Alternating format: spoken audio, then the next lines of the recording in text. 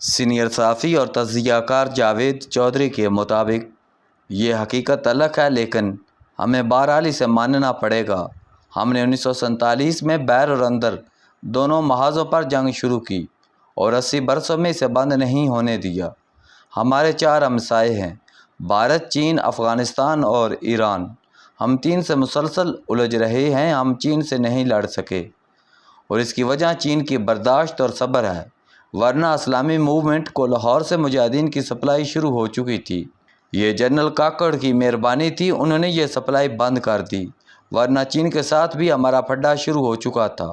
ہم بھارت کے ساتھ چھوٹی بڑی 5 جنگیں لڑ چکے ہیں، ان کا کیا فائدہ ہوا؟ ہم اگر 5 مزید لڑ لیں گے تو ان کا کیا فائدہ ہوگا؟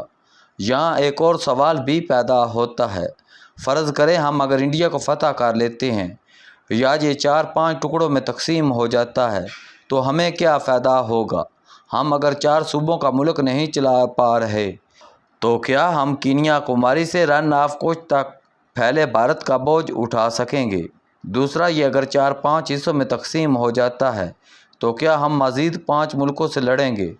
کیونکہ وہ بھی تو ہندو اسٹیٹ ہی ہوں گے۔ ہمیں اگر ایک ہندو اسٹیٹ سانس نہیں لینے دے رہی تو 5 ہمارے ساتھ کیا کریں گے؟ دوسرا، اگر خالصتان بن جاتا ہے تو کیا سکھ لاہور، شیخو پورہ اور سیالکوٹ کا مطالبہ نہیں کریں گے؟ یہ شہر ان کے لیے ویٹو کون ہے، لہٰذا کیا ہمارا ان کے ساتھ پھڈا شروع نہیں ہوگا؟ ہمارے پاس ان سوالوں کے کیا جواب ہیں؟ ہمیں یہاں ایک اور حقیقت بھی ماننا ہوگی، ہمیں 80 برسوں میں کوئی سیاسی جماعت اور کوئی سیاسی لیڈر پسند نہیں آیا۔ بنگالیوں نے آل انڈیا مسلم لیگ بنائی تھی، پاکستان بنانے میں ان کا کردار ہم سے زیادہ تھا، لیکن ہم نے انہیں غدار قرار دے کر الگ کر دیا۔ ملک کے بانی جماعت مسلم لیگ نے 80 برسوں میں 14 نئے روپ لیے، اس وقت بھی اس کے 4 ورژن موجود ہیں۔ پاکستان میں کون سا لیڈر ہے جسے ہم نے خود کرسی پر نہ بٹھایا ہو اور پھر اسے کھینچ کر نہ اتارا ہو، اسے جیلوں، عدالتوں اور سڑکوں پر ذلیل نہ کیا ہو اور آخر میں اسے دوبارہ موقع نہ دیا ہو؟ ذوالفقار علی بھٹو، نواز شریف اور عمران خان کس کی پیداوار تھے؟ الطاف حسین کو کس نے جنم دیا تھا؟ طالبان کس نے پیدا کیے؟ حافظ سعید اور TLP کس نے بنائی تھی؟ اور آخر میں ان کے ساتھ کیا ہوا اور کس نے کیا؟ آج ہم مولانا فضل الرحمان کے خلاف ہیں، لیکن مولانا کو یہاں تک کون لے کر آیا؟ اور KP بلوچستان اور آزاد کشمیر کے حالات کا ذمہ دار کون ہے؟ کیا ہم تحقیق اور سنجیدہ گفتگو کے لیے تیار ہیں؟ کیا ہم اپنی غلطیوں کا اعتراف کر کے ان کی اصلاح کے لیے راضی ہیں؟ اور ہم اگر یہ نہیں کرتے تو کیا ہم ایسی دنیا میں برقرار رہ لیں گے جن میں ایسی غلطیوں کے نتیجے میں سوویت یونین، برطانیہ، خلافت عثمانیہ اور رومن امپائر بھی قائم نہیں رہ سکی؟ ہمیں جلد یا بدیر یہ ماننا ہوگا، ریاست نے 80 برسوں سے 3 محاذ کھول رکھے ہیں۔ ہم سرحدوں پر لڑ رہے ہیں، ہماری سیاستدانوں کے ساتھ لڑائی ہے اور ہم عوام کو بھی خوف اور ٹیکس کے ذریعے دبا رہے ہیں، لہٰذا باہر سے بھارت اور افغانستان ریاست پر دباؤ ڈال رہے ہیں اور اندر سے سیاستدان اور عوام۔ ہمیں یہ بھی ماننا ہوگا کسی بھی سیاسی جماعت کو اسٹیبلشمنٹ پر اعتبار نہیں۔ یہ لوگ جب تک اقتدار میں رہتے ہیں یہ ایک صفحے پر رہتے ہیں اور اس کے بعد یہ عمران خان، نواز شریف اور بھٹو فیملی کی طرح ووٹ کو عزت دو کے نعرے لگانے لگتے ہیں، تو پیچھے رہ گئے عوام۔ تو آپ ان کی رائے KP بلوچستان اور آزاد کشمیر میں جا کر معلوم کر لیں، یا پھر ٹیکسوں میں دبی تیزی سے تعدیل ہوتی مڈل کلاس سے پوچھ لیں۔ لہٰذا سوال پھر وہی، ہم نے جب موم بتی کو دونوں سروں کے ساتھ ساتھ درمیان میں بھی آگ لگا دی تو پھر اس کا کیا بنے گا؟ ہم اگر واقعی اس ملک کو بچانا اور چلانا چاہتے ہیں تو پھر ہمیں فوری طور پر 3 کام کرنا ہوں گے۔ ہمیں باہر اور اندر دونوں محاذ فوری طور پر بند کرنا ہوں گے۔ ہم بھارت اور افغانستان دونوں کے ساتھ معاملات سیٹل کریں اور یہ فیصلہ بھی کریں اگر مستقبل میں کبھی حالات خراب ہو جاتے ہیں تو بھی ہمارے تجارتی تعلقات خراب نہیں ہوں گے۔ برستے گولیوں کے درمیان بھی تجارتی ٹرک اور جہاز چلتے رہیں گے۔ دوسرا، ملک کے اندر 3 ادارے میرٹ پر بنا دیں، الیکشن کمیشن، عدلیہ اور بیوروکریسی۔ بلدیاتی ادارے بنائیں اور انہیں آزادی دیں تاکہ اگر صوبائی اور وفاقی حکومتیں بے شک جاپان کی طرح گرتی اور بنتی رہیں لیکن سسٹم چلتا رہے، لوگوں کو پریشانی نہ ہو۔ الیکشن کمیشن آزاد اور شفاف الیکشن کرائے اور حکومتیں میرٹ پر بنیں۔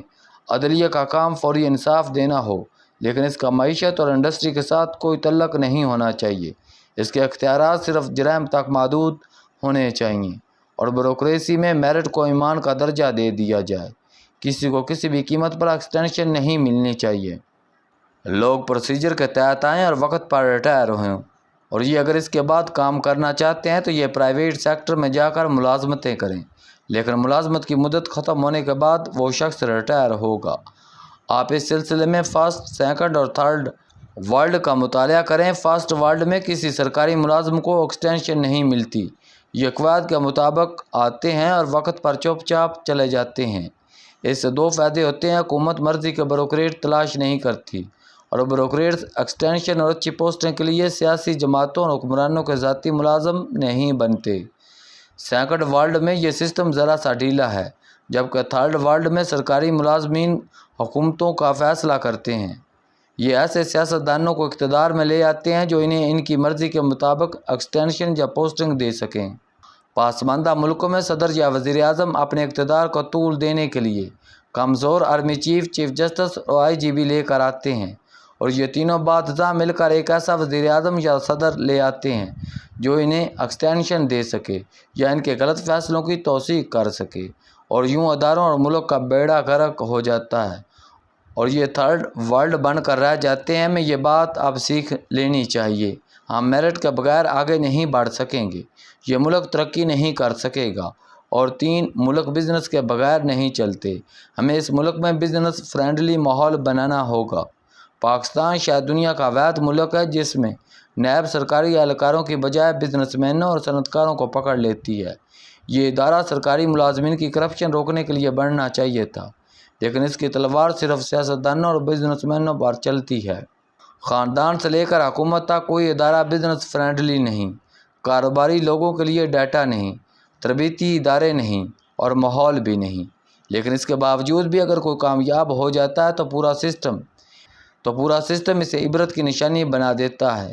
ہم ہمیشہ اعتراض کرتے ہیں بزنس مین بجلی، گیس اور ٹیکس چوری کرتا ہے، لیکن ہم نے کبھی اس کی وجہ تلاش کی؟ ملک میں جب بجلی اور گیس مہنگی ہوگی، FBR بزنس مین کا سرمایہ کھا جائے گا تو یہ کیا کرے گا؟ یہ کاروبار بند کر دے گا یا پھر چوری کرے گا؟ ہم بزنس مین کا ٹیکس اور اخراجات کم نہیں کرتے، اس سے پرافٹ مارجن بڑھے گا، لوگ ملازمت کی بجائے کاروبار کریں گے، جس سے بیروزگاری میں کمی آئے گی اور ایکسپورٹس بھی بڑھیں گی۔ ہم 5-10 لاکھ روپے کے لیے جب بزنس مین کا سر کاٹ دیں گے تو وہ کام کیسے کیوں کرے گا؟ ہمیں یہ سمجھنا ہوگا، لہٰذا گورنمنٹ بزنس کے لیے لانگ ٹرم پالیسی بنائے اور پھر اسے کم از کم 25 سال کے لیے لاک کر دے، کوئی حکومت اسے چھیڑ نہ سکے۔ اس وقت صورتحال یہ ہے، ہم جب دنیا سے سرمایہ کاری کی اپیل کرتے ہیں تو یہ ہم سے پوچھتی ہے ہم کس سیکٹر میں سرمایہ کاری کریں، اور ہمارے پاس کوئی جواب نہیں ہوتا۔ کیوں؟ کیونکہ ہمارے پاس 2-3 ارب ڈالر جذب کرنے والی کمپنیاں ہی نہیں، لہٰذا پھر دوسرے ملک کہاں سرمایہ کاری کریں گے؟ کیا یہ سعودی عرب کی طرح اسٹیٹ بینک میں رقم رکھوا دیں اور 5 سال بعد سود اصل زر سے بھی زیادہ ہو چکا ہو؟ میں یہاں اینگرو کمپنی کی ایک مثال دوں گا۔ اس کمپنی نے 2006 میں اولپر کے نام سے دودھ کا برانڈ بنایا۔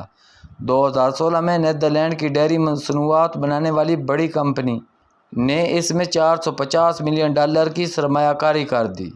اینگرو بڑا گروپ تھا، یہ $450 ملین جذب کر گیا۔ اب سوال یہ ہے، اگر دنیا کی کوئی دوسری بڑی کمپنی ڈیری انڈسٹری میں مزید $500 ملین کی سرمایہ کاری کرنا چاہے گی تو وہ کہاں کرے گی؟ اور یہ صورتحال ہر سیکٹر میں ہے۔ حکومت نے جون 2023 میں SIFC بنائی، لیکن یہ آج 3 سال بعد بھی $1 کی سرمایہ کاری نہیں لا سکی۔ کیوں؟ کیونکہ ملک میں بزنس فرینڈلی ماحول ہی نہیں، لہٰذا دنیا بھر کے سرمایہ کار امریکہ، مشرقی یورپ، ملیشیا، ویتنام اور ایسے خلیجی ممالک، یہاں ان کا سرمایہ سال میں ڈبل ہو جاتا ہے۔ انہیں چھوڑ کر پاکستان کیوں آئے؟ آپ خود سوچئے، اگر آپ سرمایہ کار ہوں گے تو کیا آپ پاکستان جیسے غیر یقینی کے شکار ملک میں پیسہ لگائیں گے؟ ہماری حالت یہ ہے۔ دبئی ان لاکڈ پراپرٹی لیگز کے اعداد و شمار کے مطابق پاکستانی دبئی میں سرمایہ کاری کرنے والی قوتوں میں تیسرے نمبر پر ہیں۔ ہمارے $11 بلین دبئی میں لگے ہیں۔ کیوں؟ کیونکہ پاکستانی سرمایہ کاروں کو پاکستان کی بجائے دبئی پر زیادہ اعتماد ہے۔ اس کا کیا مطلب ہے؟ اس کا مطلب ہے ہمیں بھی پاکستان کے بجائے دبئی میں اپنا سرمایہ زیادہ محفوظ محسوس ہوتا ہے۔ لہذا صورتحال جب یہ ہوگی تو سرمایہ کاری کیسے ہوگی اور بزنس کیسے چلیں گے؟ ہماری درخواست ہے ہم نے جس دن یہ 3 مسئلے حل کر لیے ہم اس دن المیوں سے نکل آئیں گے، ورنہ تباہی اور بربادی کا یہ سلسلہ اسی طرح چلتا رہے گا۔